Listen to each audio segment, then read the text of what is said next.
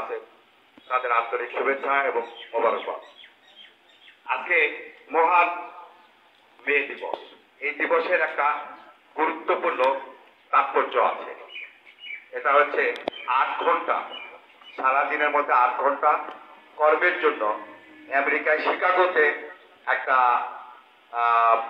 আন্দোলন হয়েছিল এবং তারা একটা দাবি জানাইছিল। এই দাবির প্রেক্ষিতে বেশ কিছু শ্রমিক তারা আত্মদান করেছে। তাদের এই আত্মার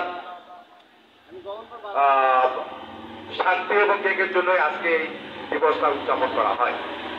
তো এই সেক্টরে বেশ কিছু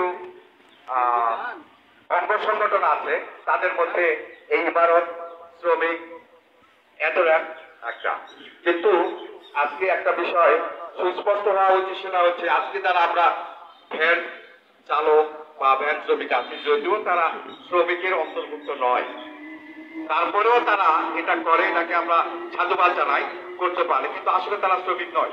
শ্রমিক হচ্ছে এই আপনাদের মতো যারা এই বিশেষ করে আমরা গ্রাম বাংলায় বলে রাজমিস্ত্রি বা বিভিন্ন কলকারখানায় শ্রম দেয়, অর্থাৎ শ্রম দিয়ে তারা জীবিকা উপার্জন করে, তাদেরকে আমরা শ্রমিক বলি। তো আজকে এই ইমারত শ্রমিক এদের উদ্দেশ্যে দু একটা কথা। যদি এই ইমারত শ্রমিকরা না থাকতো বা এই পেশার সঙ্গে জড়িত কেউই না হতো, হয়তো সেই আদিম যুগে গুহায় বাস করার মতো আমাদের অবস্থা হয়ে যেত। কেউ হয়তো ইটের বাড়িও করতো না, শ্রমিক হতো না। কিন্তু দুনিয়াটা কিন্তু অনেক দূরে এগিয়ে গেছে। তার প্রেক্ষিতে আমরা আজকে এই বিভিন্ন ধরনের বিল্ডিং বা তৈরি করছি। তার পিছনে তৈরি করার পিছনে সবচেয়ে বড় অবদান আপনাদের। তাই আমি আপনাদের কাছে অনুরোধ যে সততা এবং নিষ্ঠার সাথে যদি কাজগুলো করে থাকে, তাহলে এক পক্ষে যেমন মালিকের উপকার হবে, আপনাদের শ্রমেরও মূল্যায়ন হবে। তো আমি আর কিছু অতিরিক্ত কিছু বলতে চাচ্ছি না, আমাদের সভাপতি আছেন, উনি বলবেন। এই বলে আমি আমার সংক্ষিপ্ত বক্তব্য শেষ করছি। আল্লাহ হাফেজ। ধন্যবাদ দুজন ভাইকে। এ পর্যায়ে আমাদের সামনে বক্তব্য নিয়ে আসবেন ঘোষণাকরী ইউনিয়নের যুবদলের সাধারণ সম্পাদক জুয়েল ভাই। জুয়েল ভাইকে সংক্ষিপ্ত কিছু কথা বলার জন্য অনুরোধ করছি। বিসমিল্লাহির রহমানির রহিম। আজকে মহান মে দিবস। এই মে দিবস উপলক্ষে ঘোষনগর শ্রমিক ইউনিয়ন কর্তৃক আয়োজিত এই অনুষ্ঠানের প্রধান অতিথি জনাব মোহাম্মদ মাকসুদুল আফসিরি, থানা সভাপতি বিএনপি পত্নীতলা নওগাঁ, উপস্থিত আছেন। এই অনুষ্ঠানে সভাপতিত্ব করবেন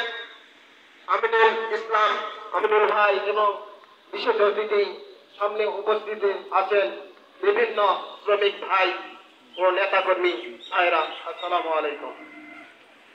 এই মহান মে দিবস দোসরা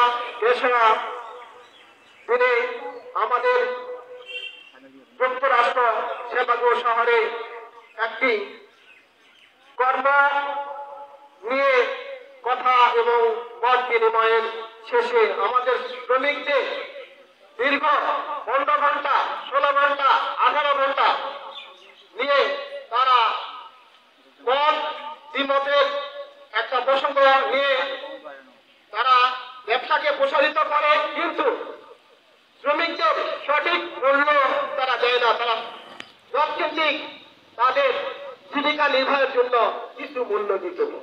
এটা নিয়ে শ্রমিকদের অত্যন্ত কষ্টের ফল। তারা এই 14 ঘন্টা, 15 ঘন্টা বা 18 ঘন্টা দিনের মধ্যে সময় দিলে তাদের আর কোনো শান্তির কোনো আসে না। তাই তারা দীর্ঘ 1986 সালে এই শ্রমিক আন্দোলন গড়ে তোলে। শ্রমিক আন্দোলন গড়ে তোলার মাধ্যম দিয়ে তারা শ্রমিকেরা